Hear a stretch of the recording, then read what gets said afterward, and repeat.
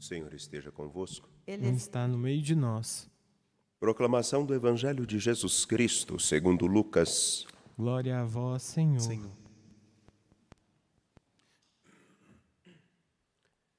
Naquele tempo, os publicanos e pecadores aproximavam-se de Jesus para o escutar. Os fariseus, porém, e os mestres da lei criticavam Jesus. Este homem acolhe os pecadores e faz refeição com eles. Então Jesus contou-lhes esta parábola. Se um de vós tem 100 ovelhas e perde uma, não deixa as 99 no deserto e vai atrás daquela que se perdeu até encontrá-la?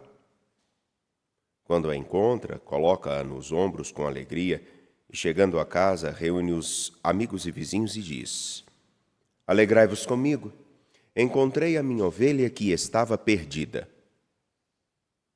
Eu vos digo, assim haverá no céu mais alegria por um só pecador que se converte do que por 99 justos que não precisam de conversão.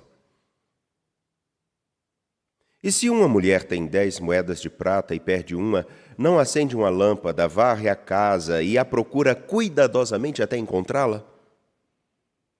Quando a encontra, reúne as amigas e vizinhas e diz: Alegrai-vos comigo, encontrei a moeda que tinha perdido. Por isso eu vos digo, haverá alegria entre os anjos de Deus por um só pecador que se converte. Palavra da salvação. Glória a vós, Senhor.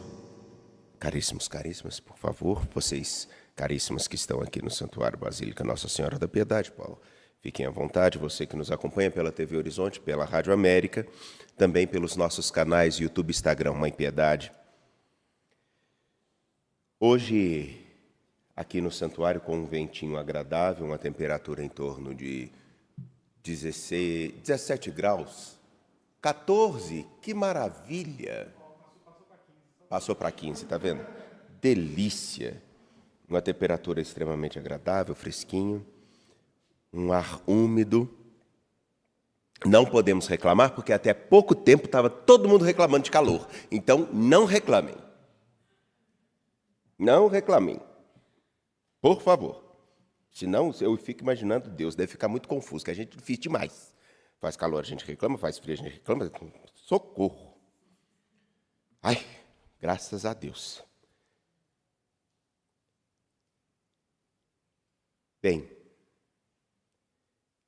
comentários desnecessários à parte. Os verdadeiros circuncidados somos nós, que prestamos culto pelo Espírito de Deus, colocamos a nossa glória em Cristo Jesus e não pomos confiança na carne. Um trecho bem incisivo de Paulo aos Filipenses. O que é pôr a confiança na carne? O que é prestar culto pelo Espírito de Deus?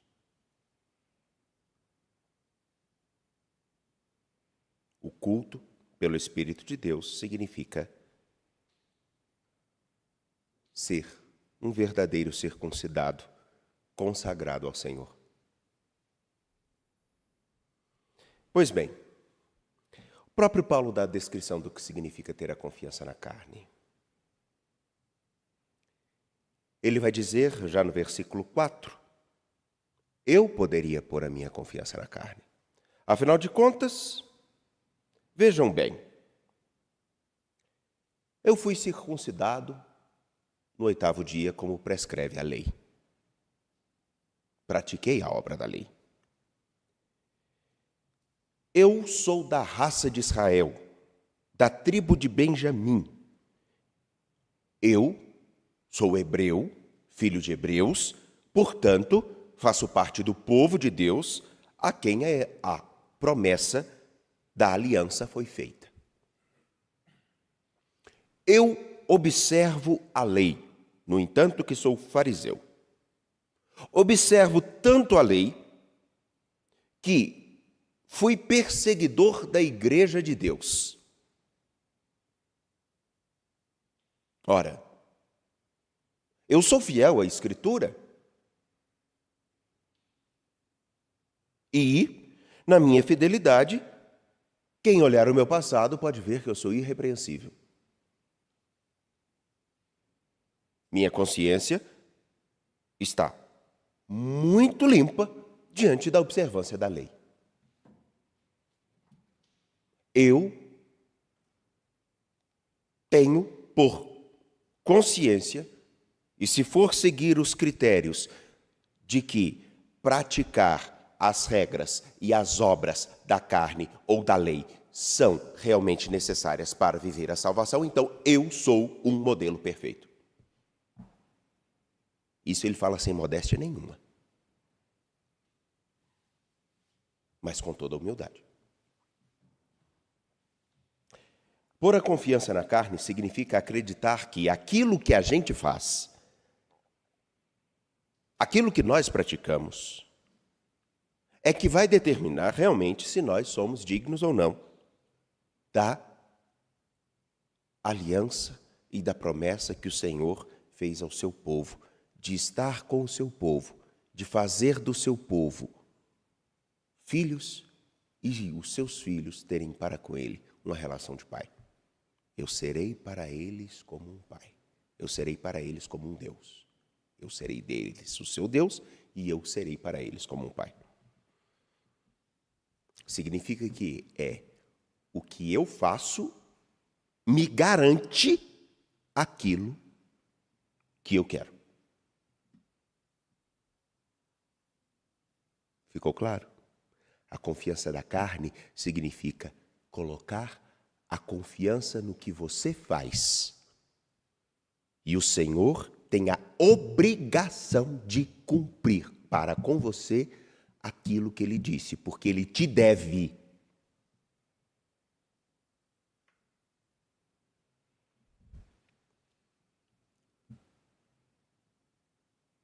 Os verdadeiros circuncidados são aqueles que prestam culto pelo Espírito de Deus, que reconhecem que, apesar de fazerem tudo o que prescreve a lei, sempre falta algo.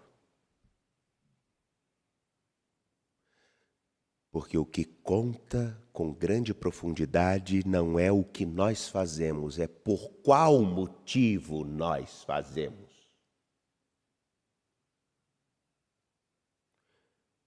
É por isso que o Salmo vai dizer: exulte o coração dos que buscam o Senhor.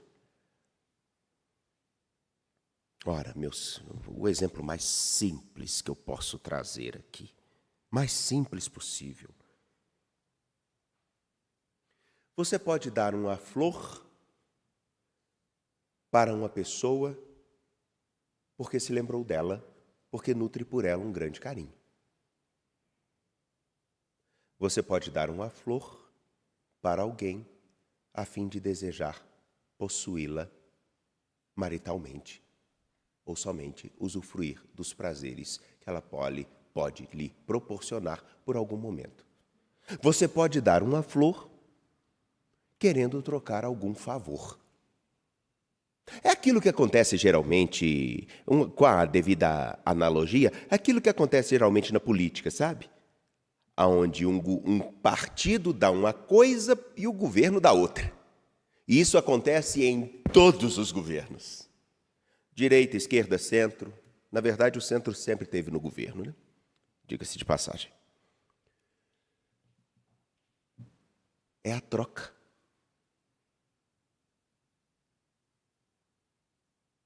O coração que busca o seu Senhor,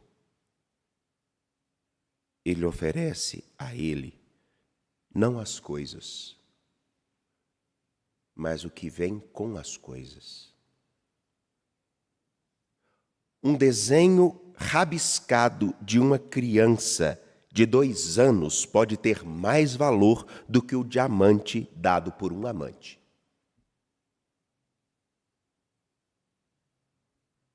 Me consigo expressar adequadamente o que eu quero dizer? O culto ao Senhor pelo Espírito não é praticar alguma coisa pela obrigação ou por aquilo que se deseja alcançar, mas por um coração que se vincula e que ama.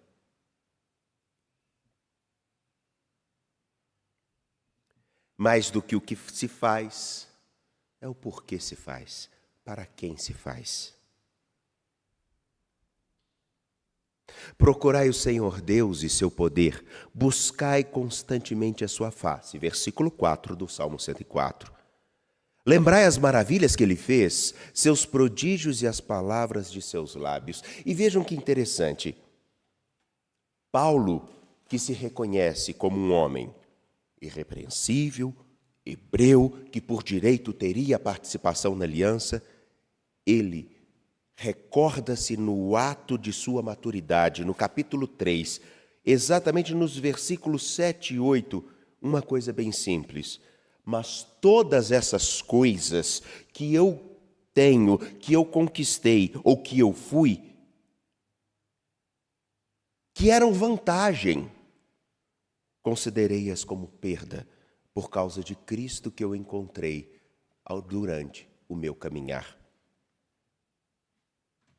Recordei-me do que ele me deu, que foi muito mais do que simplesmente aquilo que eu conseguia com o meu próprio esforço de praticar alguma coisa. Na verdade, eu considero tudo como perda, tudo, diante da vantagem suprema que consiste em conhecer a Cristo Jesus, meu Senhor. E aqui conhecer significa ficar com Ele. Porque fico com Ele. Mesmo diante de tudo que enfrentei, eu vejo que consiste, na verdade, verdadeira alegria e vitória. Lembrar do que Ele fez em mim. E imagino que realmente tenha que ter sido algo muito profundo.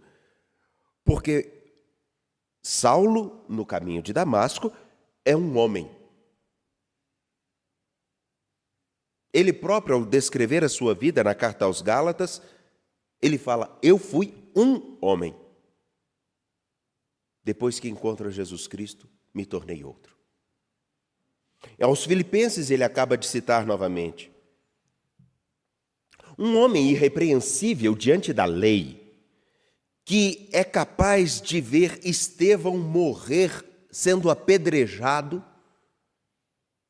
é o homem que reconhece a grandeza do Evangelho ser anunciado àqueles que não eram hebreus e não faziam parte do povo de Deus, que não fariam parte da recepção da promessa e se dedica em fazer com que homens pagãos, com costumes completamente diferentes, possam encontrar aquele que ama a todos.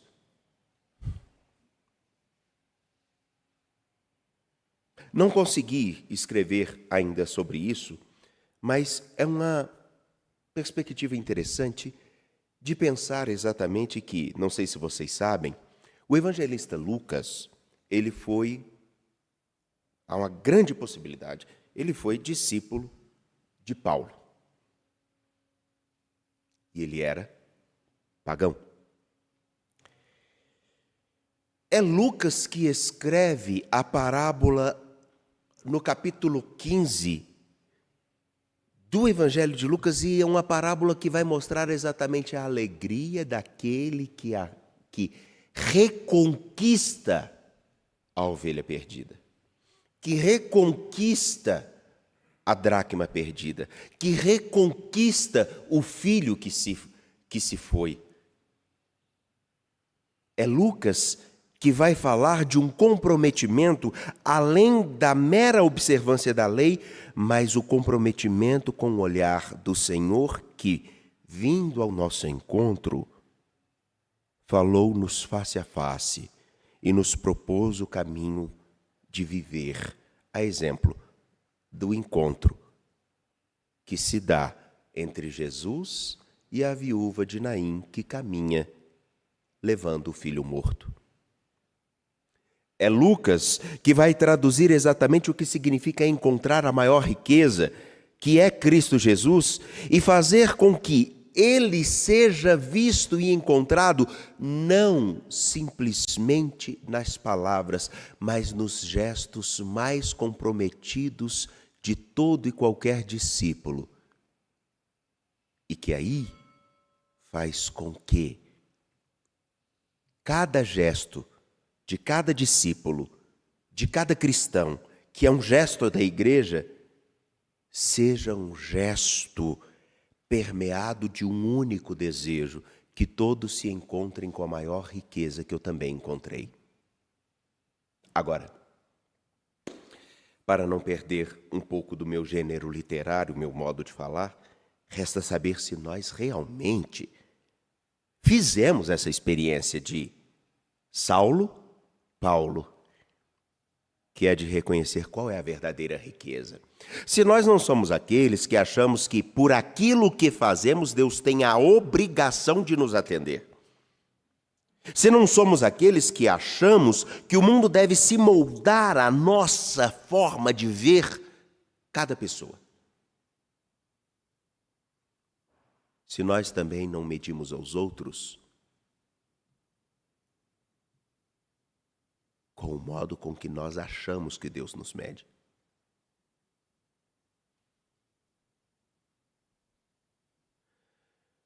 Porque considerar tudo como perda, tudo como lixo, só se dá quando encontra-se algo muito maior. E aqui, o exemplo mais simples que eu posso trazer é um relato que eu escutei de um padre que deve nos acompanhar agora. Ele está lá em Pirapemas, no Maranhão, trabalhou comigo, o padre Jorge Willam. Ele dizia que é uma região, nós aqui no Sudeste, nós temos uma vida muito boa, principalmente as nossas igrejas aqui no Sudeste e no Sul, tem uma vida excelente. A nossa população tem uma vida muito confortável. Se nós tivéssemos que passar um pouco daquilo que Maranhão e outras regiões do Norte passam, nós talvez tivéssemos um pouquinho mais de atenção em algumas falas que nós temos, inclusive dentro de nossas igrejas, por parte de muitos pregadores. Diz ele que um dia foi pagar a funcionária da casa aquilo que era justo, obviamente, só que ele ia pagar com o dinheiro da oferta, porque era o dinheiro que tinha na casa. Então ele está contando aquele monte de nota de R$2 ou de R$10, não sei, para dar o salário da dona. E a menininha estava do lado, a filha. Ela viu a quantidade de notas, mas uma quantidade de notas, porque imagine, se você vai pagar um salário mínimo com notas de oferta, que geralmente são notas miúdas, vai dar muita nota. E a menina fez a seguinte expressão: Nossa Senhora, mãe, que monte de dinheiro é esse que a senhora vai receber? Nós estamos ricos.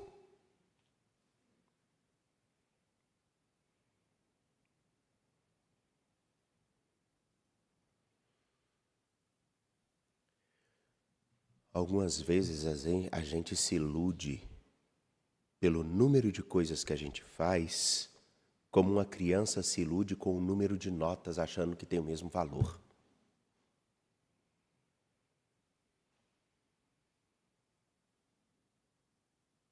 E a gente se esquece que o que conta, na verdade, é o valor daquilo que a gente carrega. Será que basta simplesmente sermos irrepreensíveis segundo vários critérios se o nosso coração e o nosso buscar a Deus não são sinceros? Se cada coisa que eu faço não está permeado de um compromisso com aquele que eu quero cuidar, acho que não tem muito valor. Aí um outro exemplo é como aquele que cuida da vovó para receber a sua herança. E a vovó sabe que ele está querendo somente a herança. Esse cuidado tem tanto valor assim? É um pouco para nós pensarmos que tipo de relação nós temos com o nosso Deus. Confiantes de pé, apresentemos nossas preces.